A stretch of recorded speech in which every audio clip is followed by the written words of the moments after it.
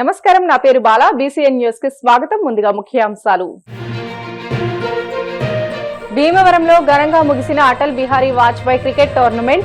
విజేతగా నిలిచిన భీమవరం బీజేవైఎం జట్టుకు ట్రోఫీ కప్ ను అందజేసిన కేంద్ర మంత్రి శ్రీనివాస్ వర్మ, ఎంపీ పాకా సత్యనారాయణ.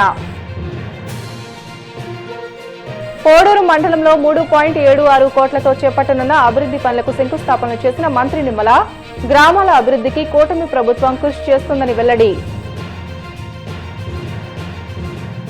అంబేద్కర్ జయంతోత్సవాలను పురస్కరించుకుని విజయవాడలో డప్పు కళాకారుల ర్యాలీ. బడుగు బలహీన వర్గాలకు బీజేపీ అండగా ఉంటుందన్న మంత్రి సత్యకుమార్. అధికారంలోకి వస్తే పెట్రోల్ డీజిల్ ధరలు తగ్గిస్తామని ప్రచారం చేసిన చంద్రబాబు, లోకేష్ ధరలు తగ్గించకపోగా పెంచేశారు. మండిపడ్డ మాజీ మంత్రి చెల్లుబోయిన వేణు. పశ్చిమ గోదావరి జిల్లా భీమవరంలో బీజేపీ యువమోర్చా ఆధ్వర్యంలో 3 రోజులుగా జరుగుతున్న అటల్ బిహారీ వాజ్పేయి క్రికెట్ టోర్నమెంట్ ఆదివారం ముగిసింది. భీమవరం తాడేపల్లిగూడెం జట్ల మధ్య సాగిన ఫైనల్ మ్యాచ్ క్రీడాభిమానులను ఎంతగానో అలరించింది. ఆదివారం ఫ్లడ్ లైట్ల వెలుతురులో జరిగిన హోరాహోరీ ఫైనల్ మ్యాచ్ లో 19 పరుగుల తేడాతో విజేతగా నిలిచిన భీమవరం బీజేవైఎం జట్టుకు ట్రోఫీ కప్ ను కేంద్ర మంత్రి భూపతిరాజు శ్రీనివాస్ వర్మ, ఎంపీ పాకా సత్యనారాయణ అందజేశారు. అంతకుముందు కొద్దిసేపు కేంద్ర మంత్రి క్రికెట్ ఆడి క్రీడాకారులలో ఉత్సాహాన్ని నింపారు.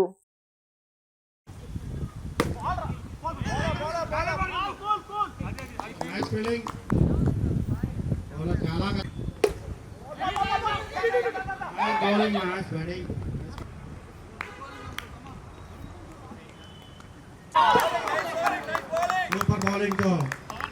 6 overs completed. Nice bowling, batting. Fielding also nice fielding.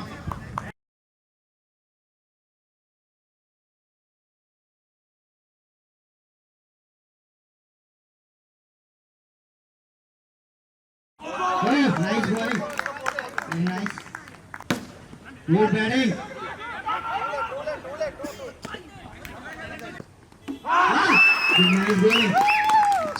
Very nice batting. మరి మన కేంద్ర మంత్రి వర్యులు భూపతిరాజు శ్రీనివాస్ వర్మ గారి ఆధ్వర్యంలో ఎంతో ఆసక్తికరంగా ఆయన తిలకిస్తున్నారు.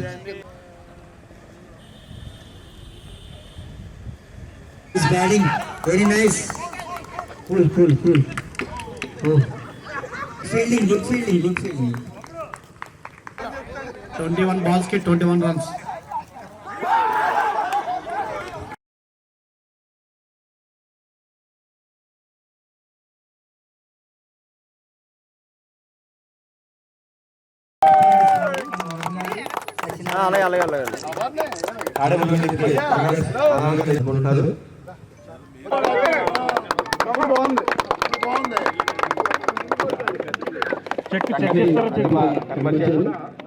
చెక్ తీసుకురండి.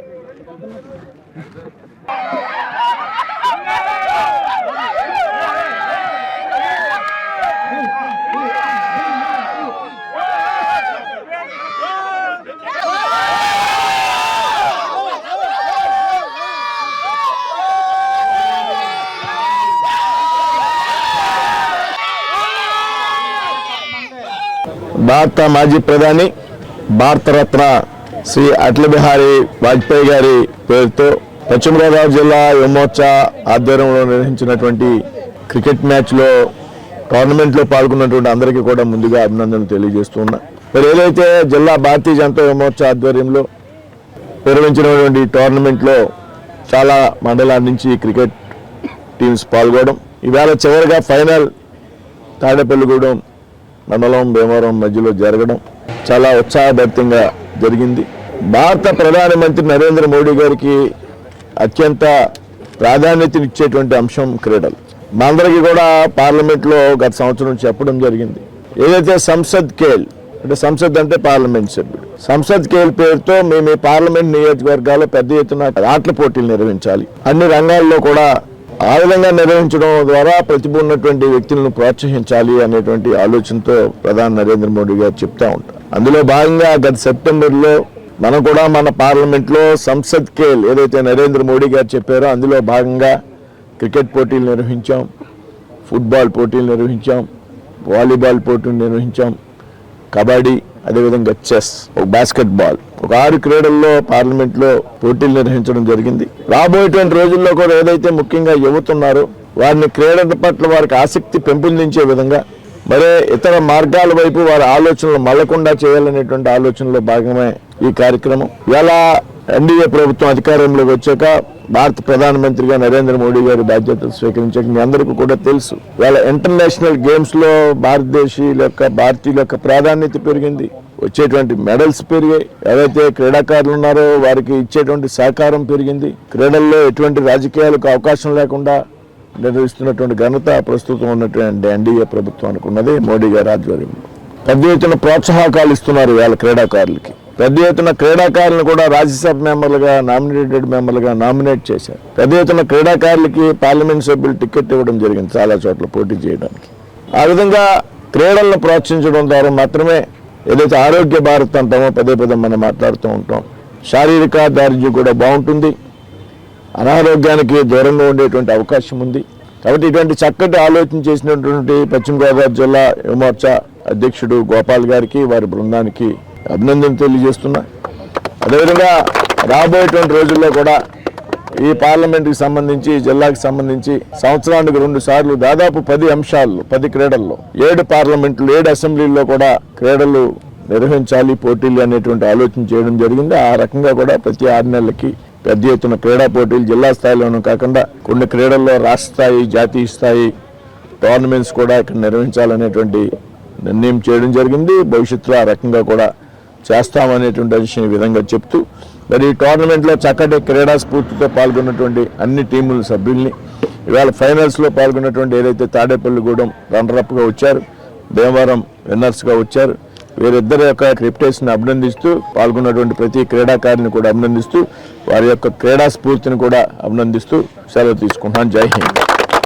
యువత ప్రస్తుతం ఉన్నటువంటి పరిస్థితుల్లో అనేక వ్యసనాలకి, అనేక దుర్వ్యసనాలకి పాల్పడేటటువంటి వైపు మళ్లించేటటువంటి అవకాశం ఎక్కువగా ఉన్న తరుణంలో శారీరక దృఢత్వాన్ని పెంచుకుంటూ క్రీడా స్ఫూర్తిని అలవరుచుకునేటటువంటి ఒక సద్భావన ఆలోచనను సమాజానికి పరిచయం చేసే నిమిత్తం ఏర్పాటు చేసినటువంటి టోర్నమెంట్గా యువమోర్చా నేతృత్వంలో ఈ కార్యక్రమం చేపట్టడం జరిగింది. కాబట్టి ఈ స్ఫూర్తి ద్వారా ఒక బాధ్యతాయుతమైనటువంటి రాజకీయ పార్టీ యువజన విభాగం తన యొక్క ఆలోచనను ప్రజల ముందు నిలబెట్టేటటువంటి ప్రయత్నంలో జరిగేటటువంటి ఈ యొక్క క్రీడలు ఏవైతే ఉన్నాయో ఇవన్నీ కూడా అందరూ కూడా ఆచరించేటటువంటి దిశగా దీన్ని తీసుకెళ్లేటువంటి ప్రయత్నం చేయాలి.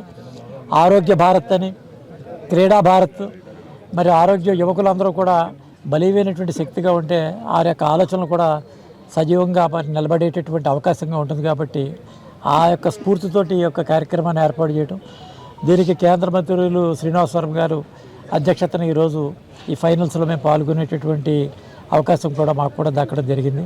కాబట్టి ఈ యొక్క సందేశాన్ని ప్రజల్లో తీసుకెళ్లే నిమిత్తం ఈ యొక్క ప్రధానంగా ఈ క్రీడను ఏర్పాటు చేశారని ఈ సందర్భంగా తెలియజేస్తూ మీ అందరికీ సెలవు తీసుకున్నాను. నమస్కారం.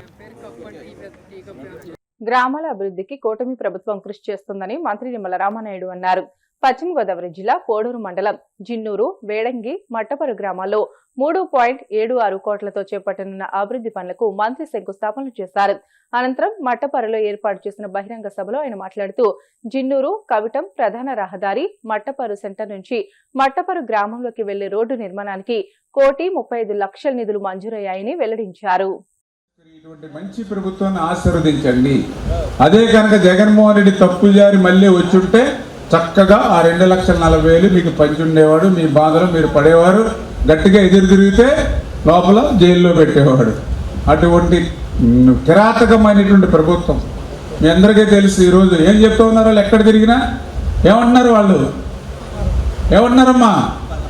మా మహిళలే చెప్పాలి. మీరు యాక్టివ్గా ఉండాలంతా. టీవీలు చూస్తున్నారు, పేపర్లు చూస్తూ ఉన్నారు. ఏం చెప్తూ ఉన్నారు ఇప్పుడు వైసీపీ వాళ్ళంతా? రప్ప అని నరికేస్తామంటాం. రేపు 2029లో గంగమ్మ జాతరలో పొట్టేళ్ళని నరికేస్తా, ఒక్కొక్కరిని నరికేస్తామని చెప్తూ ఉన్నారు. అంటే రేపు అధికారంలోకి వస్తే నరకడానికి, చంపడానికి అంట వాళ్ళు వచ్చేది. ఎవరైనా అధికారంలోకి రావాలంటే ఏం చెప్తారు? ఎందుకంటే ఎక్కువ సంక్షేమం చేస్తాం, ఎందుకంటే ఎక్కువ అభివృద్ధి చేస్తాం, లేదా మేము మొన్న తప్పులు చేసాం, భవిష్యత్తులో ఆ తప్పులు చేయమని లెంపలేసుకుని క్షమాపణ కోరుతారు. అంతేనమ్మా చేయవలసింది. కానీ వాళ్ళు ఏమంటున్నారు? రప్ప అని నరికేస్తాం, గుంటూరు యువతల నుంచి ఇళ్లలోంచి బయటికి కొడతాం, గుంటూరు దాటాక ఇళ్లలోంచి బయటికి లాగి నరుకుతామంటున్నారు.